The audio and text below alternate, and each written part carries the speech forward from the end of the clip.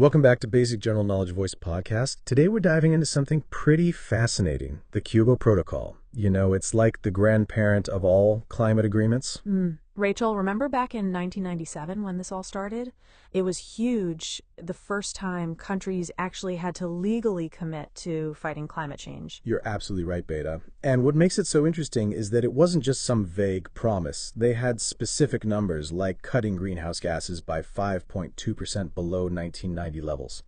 Pretty ambitious for its time. Yeah, and here's what I love about it. They got creative with how countries could meet these targets. It's like they created a carbon trading marketplace. Exactly. Think of it like a cap and trade system. If one country was doing really well reducing emissions, they could sell their extra allowances to others who were struggling. And don't forget the clean development mechanism. That was pretty clever. Basically, rich countries could invest in green projects in developing nations and get credit for it.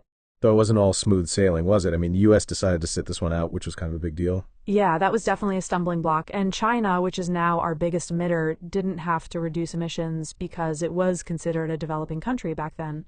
But you know what, Beta? I think the Kyoto Protocol deserves credit for being the pioneer. It's like that first wobbly bicycle ride. You might fall, but you learn from it. Totally agree. It paved the way for the Paris Agreement in 2015, which got everyone involved, developed and developing countries alike. And it taught us something really important, that we need everyone on board if we're going to tackle climate change effectively. And look at the legacy it left.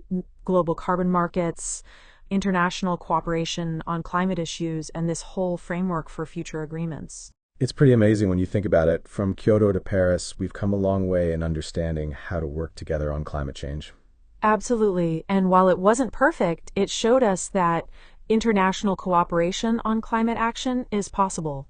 Sometimes you need that first step, even if it's not perfect. You know what they say, you have to crawl before you can walk. The Kyoto Protocol was definitely our crawling phase in climate action. Please follow for more interesting general knowledge video podcasts where we break down complex topics into bite-sized, fascinating discussions.